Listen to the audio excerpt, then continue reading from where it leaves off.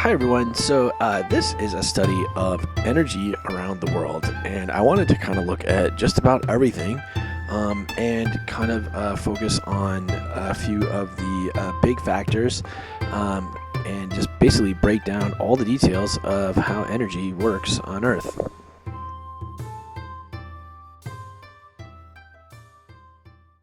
I just wanted to start off with kind of a major trade route map, movement map that I thought was pretty interesting. And if you can see here, there's these little arrows, and some of them go one way, and then some of them go back the other way. So it's basically the import and export, right? So if we start in America here, you notice that there is quite a lot of like activity on the West Coast. And then most of the East Coast is actually importing a lot of their oil. Um, which is kind of interesting. If you looked at that gas buddy map, I think I'll show it to you at some point in this presentation, but you'll notice that the prices for oil are actually more expensive on the West Coast, and yet that's where a lot of the oil is coming from, Texas area.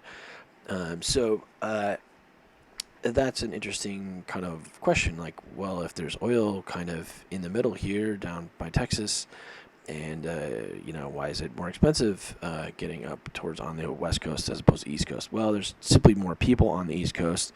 It's one fact, uh, but anyway, and then also as we look at these major centers, like out towards Singapore on the right here, there's a lot of trade, a lot of things going on internationally there, and it's very complex and interesting to see. I also thought it was interesting that a lot of the South American oil coming out of Brazil is actually going to India and also to China. So it's interesting, that they're not going to Africa, like in that pink arrow there, because maybe they can just sell it for more. But also why, um, if this oil is coming from the Middle East, a lot of that is just established from the 1980s and 90s and 2000, those trade routes. But, Venezuela is kind of, you can see here, is exporting a lot to the United States. So, but, and then Africa looks pretty quiet except for West Africa. West Africa is super interesting in terms of business. My personal cultural interests are more on Eastern Africa, just because it's got a wider range of things going on there, and also maybe like Madagascar, the island there. So there's a lot of interesting things.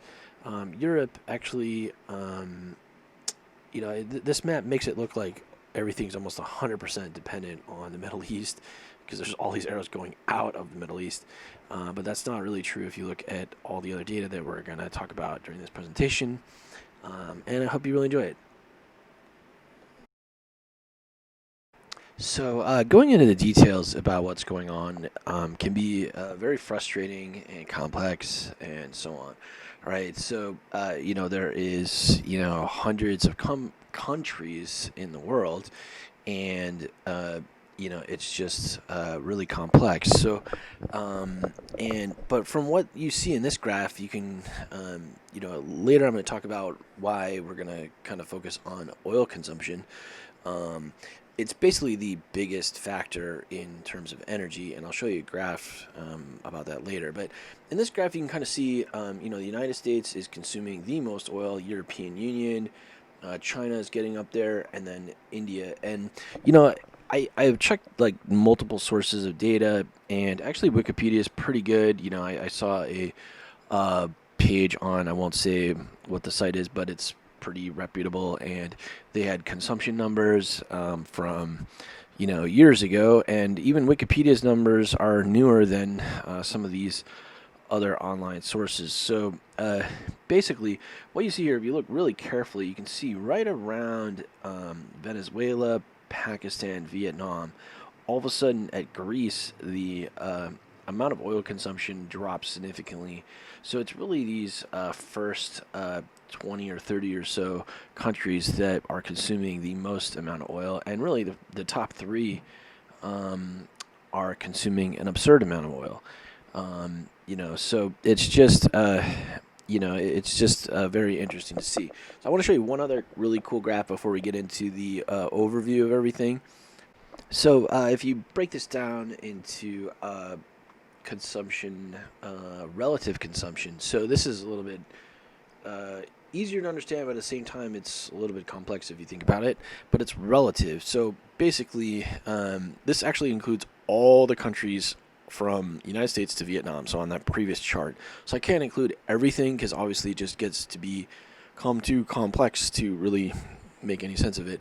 But in this, you can see so like United States from that previous one, they consume about say 20 million barrels, or excuse me, billions of barrels a day. Wow. So this is billions of barrels a day, approximately. Wow, I have to relook at this for a second. Hold on. Yeah, so hopefully I was clear about that. Just a little confusing with what is being said here. But essentially, it's millions of barrels per day, right? So that's basically that previous graph showed 20 million barrels per day is consumed in the United States. And yeah, so if that was 20 million barrels per day, you could say that, Taiwan is consuming about a million barrels per day, right, on the far end of the spectrum. So this is just like a relative graph to kind of give you some indicators of what each country is using. So I just wanted to start off with a pretty helpful graph that I found on Wikipedia about the annual energy demand by region. So if you look up on our Wikipedia, you'll see a page called the World Energy Consumption, and they have a few great graphs on there. And I've kind of looked through them and basically come up with some of my own data, and we're going to look through this particularly for Asia. But it might turn out for me for the Earth. So in general, you can see that this is the annual energy demand by region, right? So uh, what's strange here is that when the world graph looks so much steeper relative to each region. So the reason for that is basically because when you take the sum of these, each area is actually increasing a little bit. But when you take a little bit plus a little bit plus a little bit plus a little bit plus another little bit, and they're all increasing, you get a lot bit for the world. Now you can see that around 2002, Asia started to consume more energy than North America. And then back in about 1992 or so,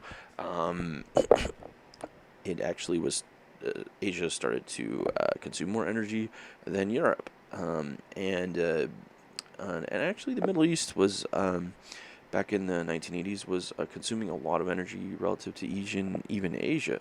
So around 1992, things changed a lot for the Middle East.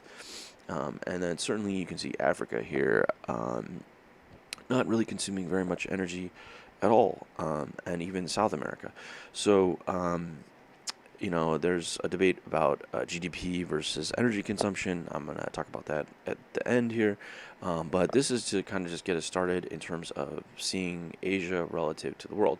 So you can kind of see that, if, it's basically it's almost half of the world's energy is now being used by Asia. About 1/5 is used by North America, and another fifth by Europe, and about maybe a tenth or so, let's say, by the Middle East. But I have the exact numbers in a moment, but that's kind of the start. So here's another really awesome graph based on the energy consumption by what the type of energy is, right? So it's a little bit of an assumption saying that all around the world they do the same thing in terms of energy consumption and the type of energy that they're using. But basically, this is for the entire world. So, so basically, oil is driving around in a car, or flying in an airplane, or shipping something by sea. which there's actually more shipments done by sea than by land. But in general, that takes oil, right? So that's the most used energy type. And actually, that's kind of what got me started in this whole project, is I was interested in a few of the Far East oil companies and just wanted to find out more about what was going on, and realized that I needed to do a study for the entire energy system before getting into the details of specifics going on in the Far East. But anyway, so coal here you can see is the second most. That's kind of interesting fact. And then you have gasoline, and some of that is because so basically oil. Each barrel of oil, approximately like 40% of that is gasoline. And then, there's other components like jet fuel and so on. So, and then down at the bottom here, you have nuclear energy. Pretty sure in America it's something like, 5 to 10% total energy is nuclear power. That does change a lot in Europe.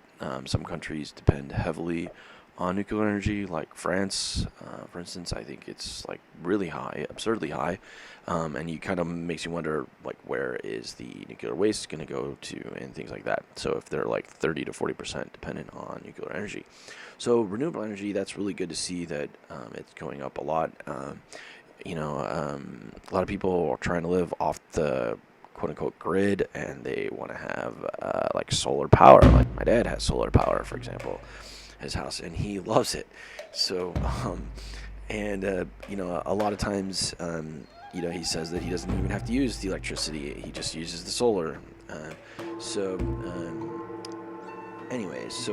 basically it is pretty interesting to just look at the breakdown in terms of how the energy is working, energy consumption by type of energy. So if you're to kind of like generalize, what's going on with the electricity industry, you can kind of look into these 3 or 4 segments, right? So first of all, you can see that South America is doing a great job in using hydroelectric electricity. That is awesome. And the Middle East is generating a lot of their electricity from natural gas. So that's kind of a scary thing, because what that kind of means is that, essentially what happens is after when above the regular oil is gases from that oil, and they basically are taking that gas and then converting that into electricity. And then meanwhile, you have in China, they're using a lot of coal to generate their electricity, or in Asia specifically, right? So that's perhaps a very bad thing, right? But at the same time, it's maybe a smart thing, because they don't want to use nuclear power, and because if you have nuclear power, it could be waste essentially forever. The decay times, I've looked at some graphs, it just takes I don't even want to say the numbers, but it's thousands of years. And they have seen pictures of them trying to cement these things and it exploding and getting into contaminating the water system and so on. So nuclear energy has a cost. So, but anyway, this is kind of the overview.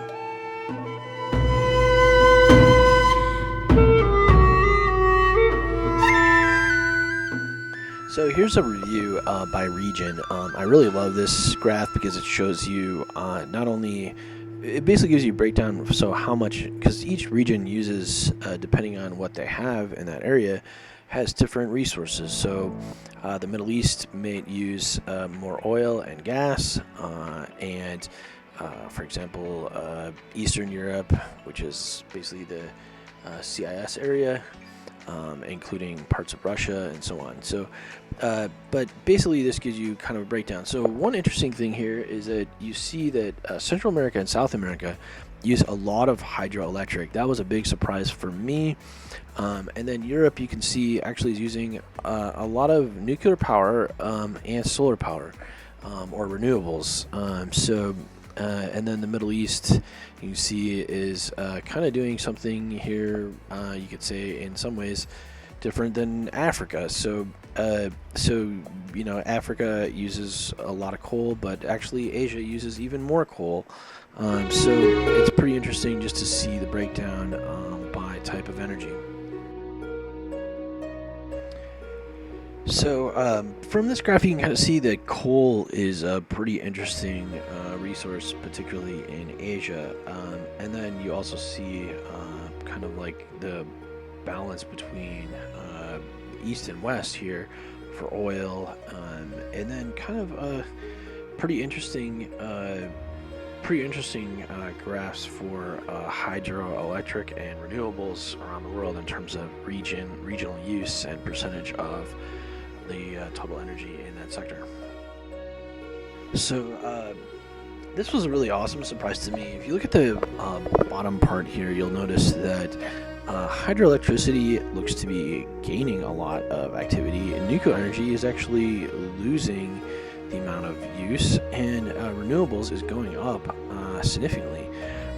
So basically, between natural gas and renewables, you can see that is actually going through a pretty major uptick, and maybe some of that is due to the fall off of use of coal.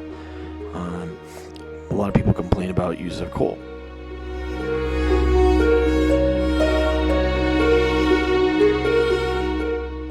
Alright, so we're going to jump in right here and start looking at the details by region.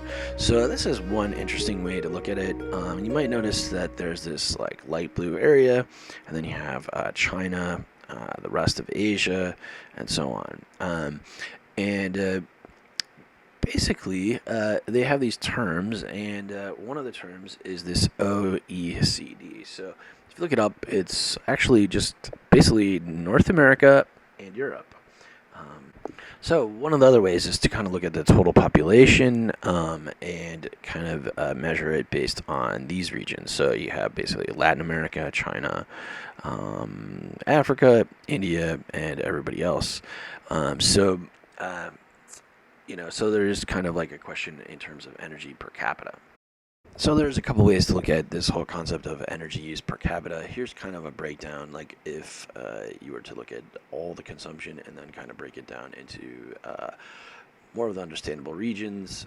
So you basically have the European Union being quite large in terms of the energy use, and for some reason I'm not seeing where America is on this.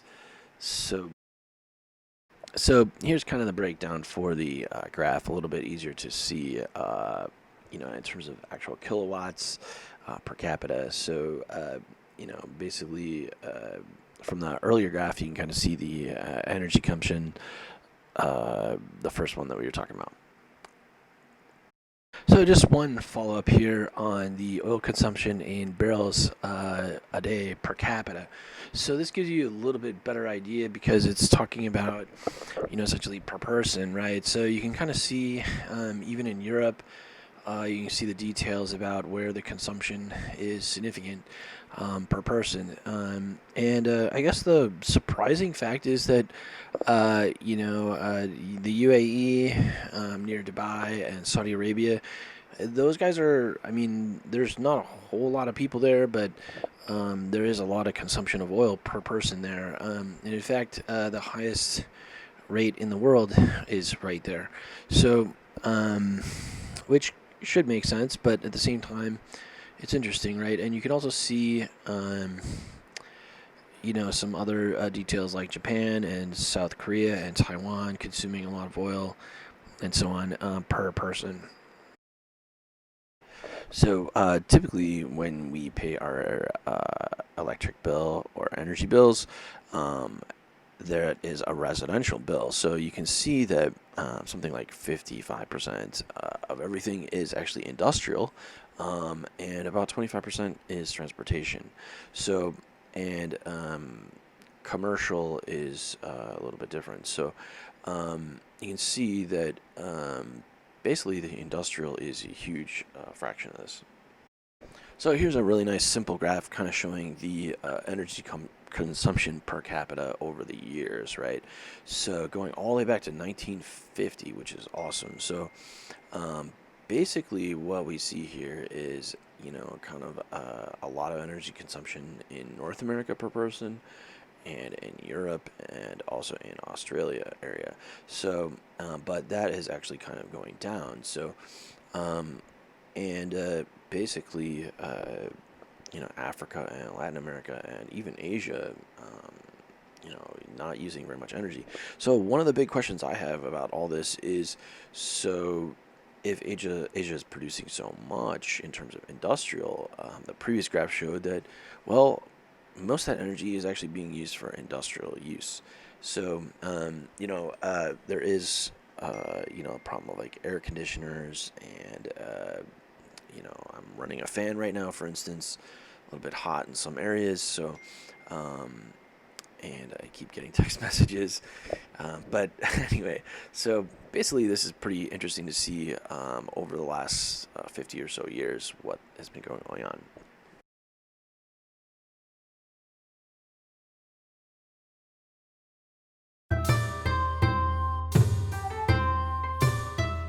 So, where is all this going? So, this graph kind of gives you an idea about the future, and also kind of based on the past. So, one very interesting fact is that, just like it was in the 1980s, the Middle East was the center of oil, right? And it had a lot of reserves, meaning that the amount that they were pulling out of the ground versus how much they had left, they had a lot of, reserves. So that's essentially South America right now. So you can see Europe basically doesn't have any oil left. North America doesn't have a whole lot, maybe about half what the Middle East does. Africa has, as much as Europe and America combined. And actually, Asia doesn't have a whole lot of oil, right?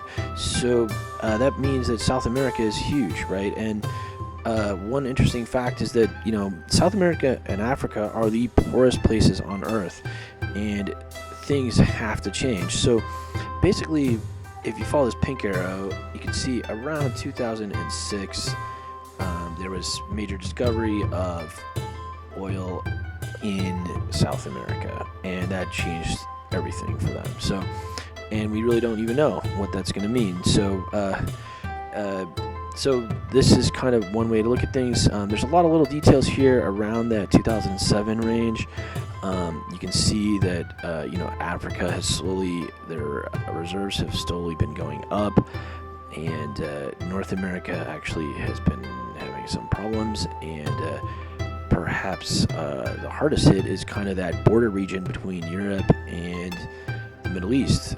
There was supposedly a lot of oil there, but then things have been dropping. So, but basically, the silver line is kind of the world supply, and you can see that, 2008, and so there was a lot. People thought there was going to be, they're discovering more oil, right? So that was mainly coming from South America. But now things are kind of tapering off. So this is kind of another way to look at the reserve to production ratios. I thought this was, after looking at some of the websites for like Saudi Arabian oil companies, I was really surprised because, while they're maybe not experts in kind of presentation, they had. It seemed like they're essentially experts in the production side. So they, the 1980s, 1990s, 2000. Essentially, they were the world's producers in terms of experts. How much oil they were. How much reserve and production and so on. So, but this kind of gives you a highlight, and you can kind of see here that a lot of things have been changing for Eastern Europe, kind of maybe learning from the Middle East on that purple line there at the bottom, and so on. So, but there's two different perspectives on how to look at this.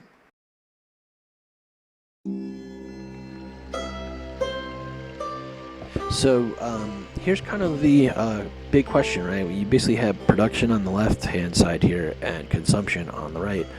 So, perhaps the biggest problems are still in Europe. And it looks, if you look at the base here of North America, it looks like it's almost getting towards the point of equality in terms of production and consumption. Now, but Asia looks like it's actually changing the most, right? So you can see that, it's essentially 2 times the amount of consumption as there is production in Asia. And then from the previous graph, you also see that there's not a whole lot of reserves there either. So, it's still increasing a lot in Asia. So right now it's maybe 4 times the consumption in Europe as the production. And basically a lot of the oil in Europe is coming from Eastern Europe, and for that matter, if it's coming from Eastern Europe, it's basically coming from the Middle East. And Africa looks very safe. And then on here you can barely even see South America, but there's actually a lot of consumption, surprising amount of consumption in South America. But anyway, so a lot of this production blip problem started around 2001, maybe 2000, and then there was also the financial crisis in the stock market, you might recall, from the dot-com bubble in 2001. So we don't really see too much of an impact around 2007. We do see maybe more of a problem back in 2000 and 2001. But the consumption levels did drop significantly around 2007 during that banking where loans for houses weren't justified. But anyway, but this is basically a pretty cool graph showing the production versus consumption.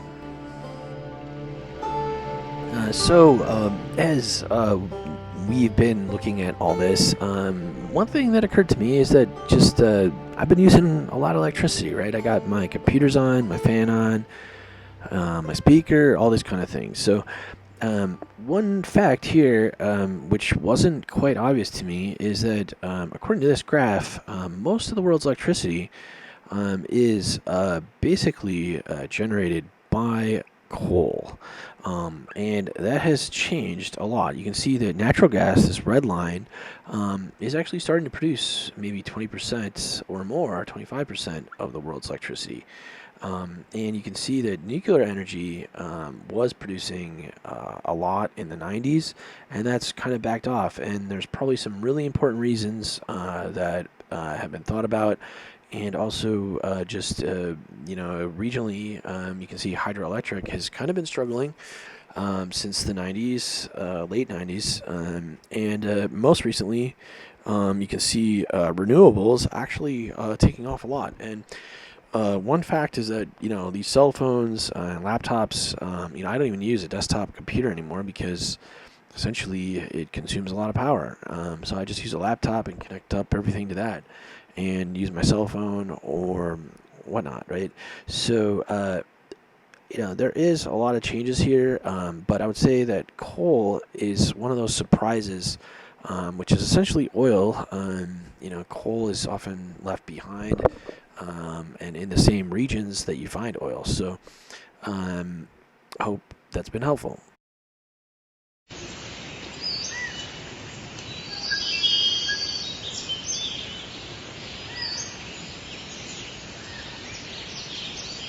So I hope you've really enjoyed this discussion. I like to talk with other people about what's going on around the world, and energy is a big deal and interesting to talk about. There's a lot of other countries, islands, and just different things going on that would be great to talk about. And let me know what your ideas are, and let's chat. See you.